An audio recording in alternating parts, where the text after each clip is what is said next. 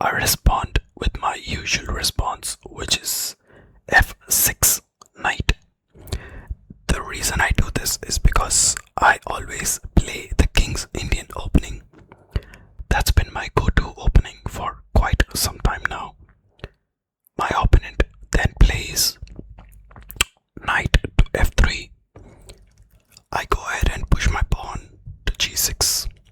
My opponent also pushes their pawn to e3, and I go ahead and put my black squared bishop on g7.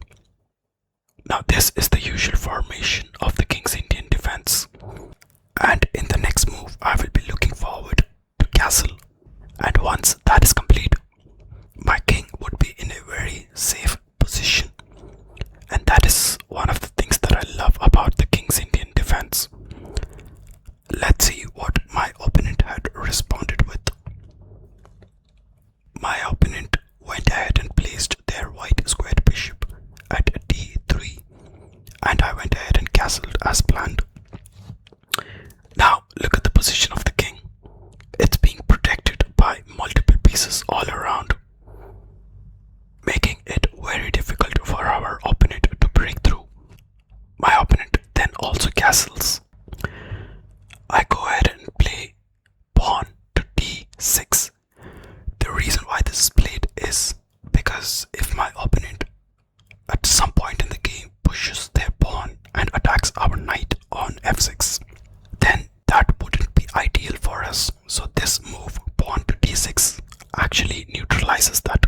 And neutralization in chess means preventing something before it even happens. To this, my opponent responded with knight to c3, just usual development. I went ahead and played knight to c6, again just usual development. And then my opponent played a move that I do not understand completely, but they put their rook on e1. Maybe with ideas to push their pawn here, and once I capture, they can recapture with their rook. Maybe, I don't know, I'm not sure. I went ahead and pushed my pawn just to take some more space ahead on the board, and also this pawn formation is a good looking one. You should always try to connect your pawns, and that gives you the best chance of having a better structure than your opponent. To this, my opponent responded with e4, and then I pushed my knight back to h7 in order to open the line for my black squared bishop, which is on g7. Now my black squared bishop is on this beautiful line, attacking multiple pieces, and it is super active right now. My opponent then played e5. I went ahead and captured, and of course they recaptured. And I pushed my e6 pawn just to avoid this pawn coming further and attacking my f7 pawn, because that is one of the pawns that is protecting my king. My opponent then goes ahead and plays the first blunder of the game, which is black squared bishop to g5. Why is this a blunder, you might ask? The reason is very simple. It's being attacked by my knight and my queen, so it's being attacked by two pieces, right? Is it being protected by two pieces? No, it's just being protected by one piece, and that is the knight on f3.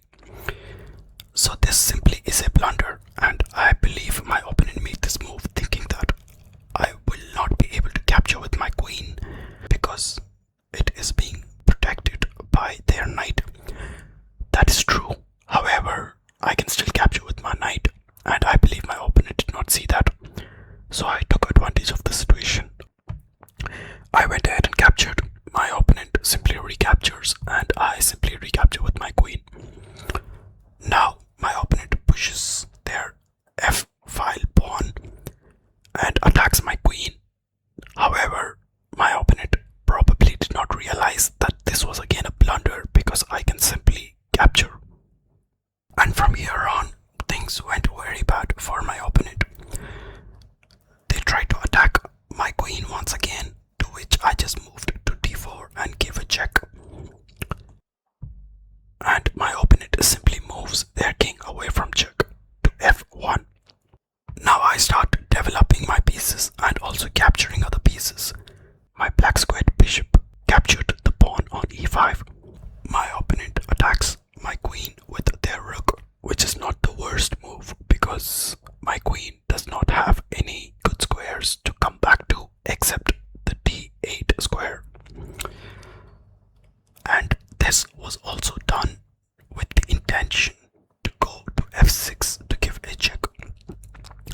So then my opponent plays knight to e2, but that leaves this pawn undefended, which means my black squared bishop, which is on e5, can actually capture it now.